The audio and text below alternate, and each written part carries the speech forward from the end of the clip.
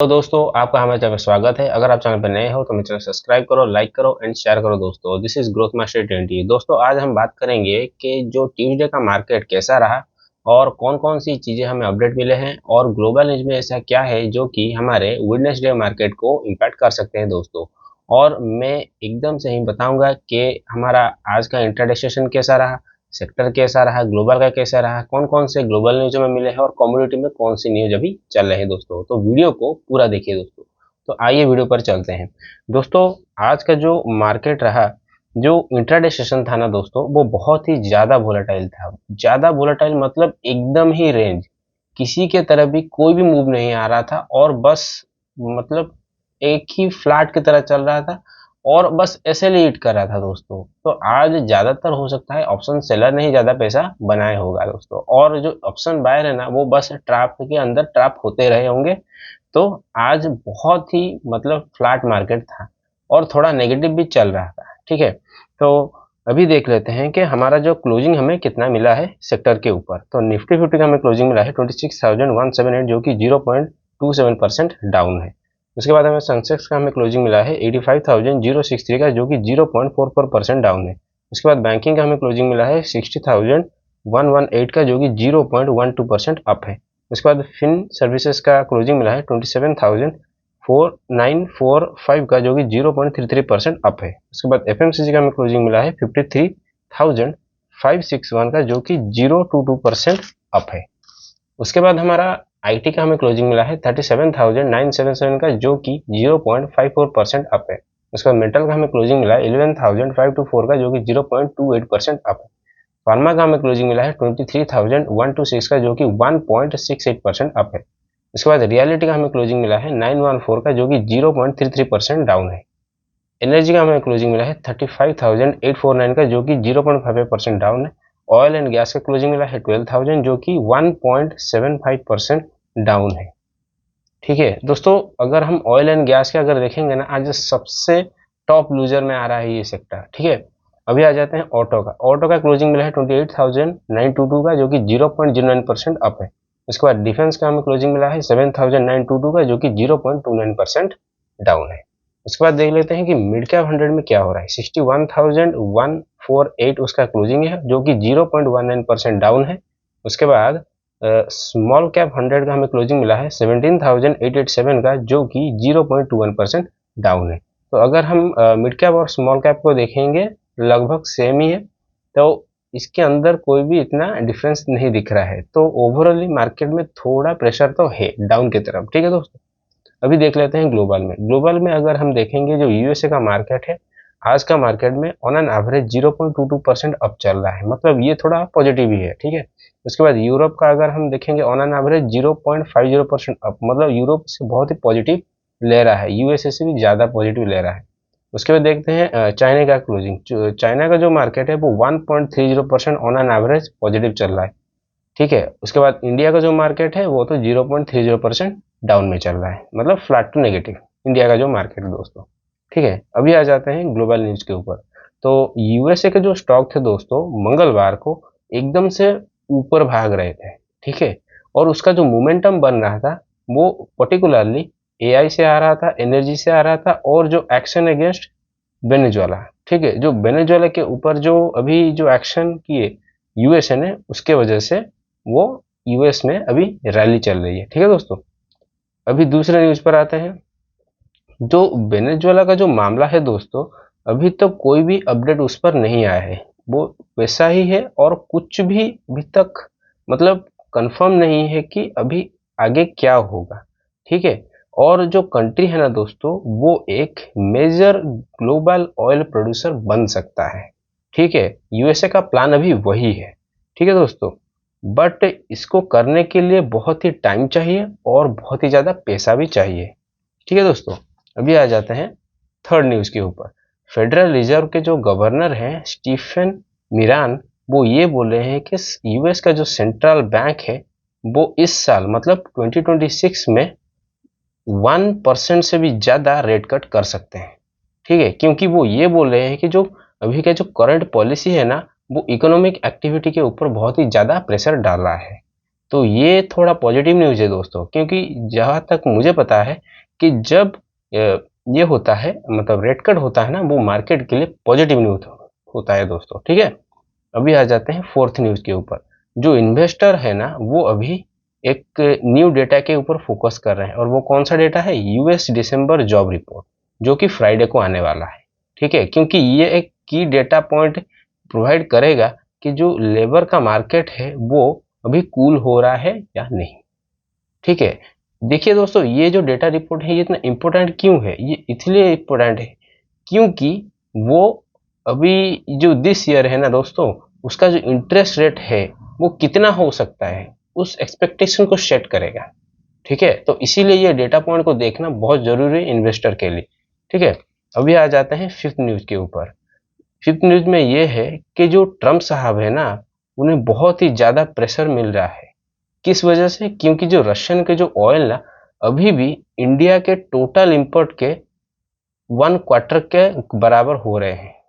ठीक है, तो इससे क्या हो रहा है कि उनके ऊपर बहुत ही ज़्यादा प्रेशर पड़ रहा है कि वो ट्रम्प जल्दी से जल्दी एशियन कंट्रीज के ऊपर टैरिफ्स को इंक्रीज करे दोस्तों। तो ये थोड़ा दिक्कत की बात हो सकती है, हो सकता है, इसीलिए जो हमारा जो मार्केट है वो इस चीज़ को नेगेटिव ले रहा है। ठीक है दोस्तों, क्योंकि हो सकता है कि वो यूएसए मार्केट के लिए पॉजिटिव न्यूज है, उसके पास ऑयल आ गया, बट अभी जो इंडिया है ना दोस्तों, वो रशियन ऑयल अभी भी बाय कर रहा है। तो ट्रम्प का जो प्रेशर बन रहा है ना उसके ऊपर और भी ज़्यादा टैरिफ डालने के लिए, उसी चीज़ को लेकर हमारे जो इन्वेस्टर हैं या जो ग्लोबल इन्वेस्टर हैं वो इंडिया को लेकर थोड़ा नेगेटिव चल रहे हैं दोस्तों। ठीक है, अभी आ जाते हैं सिक्स न्यूज़ के ऊपर।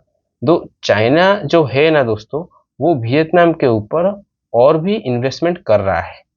ठीक है, क्योंकि जो उससे पहले क्या था ना, ट्रम्प उसके ऊपर बहुत ही ज़्यादा टैरिफ डाल रहा था, बट उस चीज़ को इग्नोर करके चाइना अभी भी वियतनाम के ऊपर और भी ज़्यादा इन्वेस्टमेंट कर रहा है दोस्तों। तो ये वियतनाम के लिए भी अच्छी बात है और चाइना के लिए भी।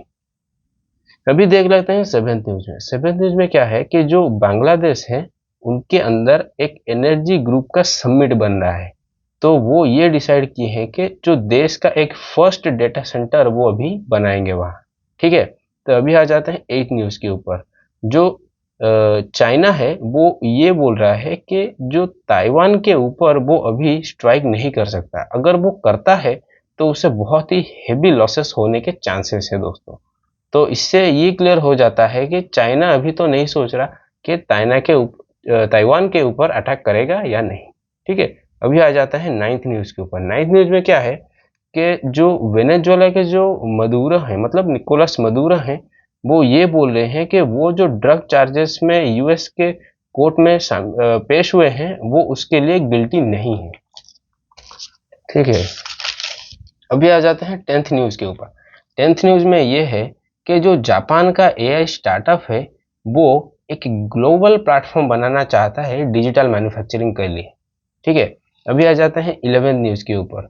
जापान के जो पीएम है टेकाइची, मतलब न्यू पीएम है जो है टेकाइची, वो ट्रम्प के साथ एक मीटिंग करना चाहते हैं 2026 में। क्यों? क्योंकि जो चाइना और जापान का टेंशन अभी और भी ज़्यादा बढ़ने का चांसेस है, तो इसीलिए वो ट्रम्प का सपोर्ट चाहते हैं। अभी देख लेते हैं 12 न्यूज़ के ऊपर। वेनेजुएला के जो अपोजिशन लीडर हैं उनका नाम है मारिया कोरिना माहादो।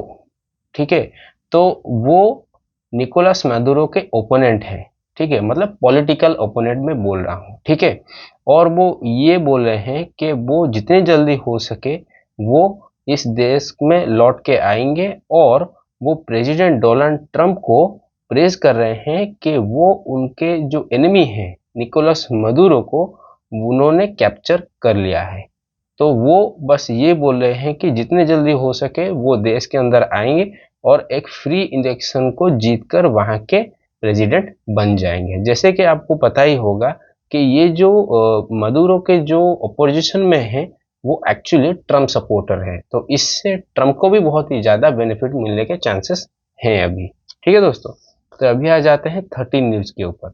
जो ट्रम्प का जो एडमिनिस्ट्रेशन है वो बहुत सारा ऑयल कंपनीज को वेनेजुएला में भेज रहा है, और ये मतलब जो हिडन सोर्सेस से पता चल रहे हैं दोस्तों। ठीक है, अभी आ जाते हैं 14 न्यूज़ के ऊपर। ईरान में क्या हो रहा है दोस्तों कि वहाँ जेन जी का प्रोटेस्ट चल रहा है, ठीक है, और जो फार राइट ग्रुप है उनके अंदर 25 लोग अभी डेड हो चुके हैं। तो ईरान के जो प्रोटेस्ट हैं दोस्तों अभी तक खत्म नहीं हो रहे हैं। अभी आ जाते हैं 15 न्यूज के ऊपर। जनवरी 6 2026 को यूक्रेन के जो प्रेसिडेंट है ना, वो एक लंच करने के लिए पेरिस के अंदर एक मीटिंग में आए हैं, ठीक है, पेरिस मतलब फ्रांस दोस्तों, ठीक है, और वहाँ वो क्या कर रहे हैं, वो एक एग्रीमेंट लेने की कोशिश कर रहे हैं, और उस एग्रीमेंट में क्या होगा कि जो यूक्रेन के जो एलाइज है ना, वो सब मिलके एग्री करेंगे और एक सिक्योरिटी देने की कोशिश करेंगे कि अगर फ्यूचर में कीवी के अंदर कोई अटैक होता है रशिया के तरफ से, तो उनके जो एलाइज है ना उसे मतलब सपोर्ट करेंगे और या उसे हेल्प करेंगे, ठीक है दोस्तों। तो ये भी थोड़ा अच्छी बात है यूक्रेन के लिए।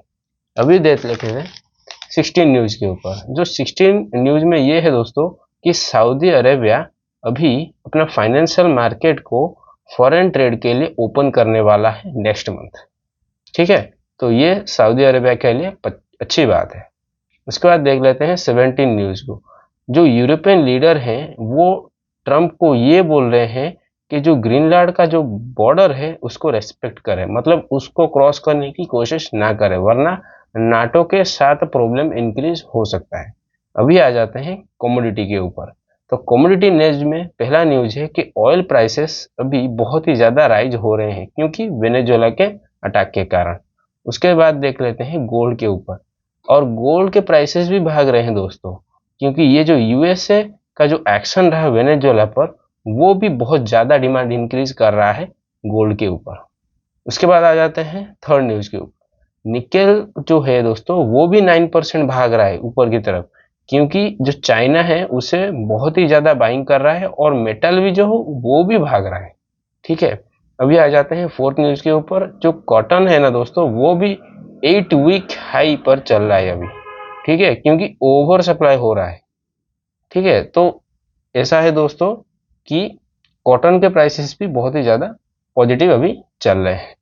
तो दोस्तों यही था हमारा ग्लोबल न्यूज़ के ऊपर। अगर आपको ये पोस्ट मार्केट रिपोर्ट आपको पसंद आया दोस्तों तो जरूर वीडियो को लाइक कीजिए। और दोस्तों ये वीडियो एक एजुकेशन पर्पज से है और मैं किसी भी तरह का बाय या सेल का रिकमेंडेशन नहीं करता दोस्तों।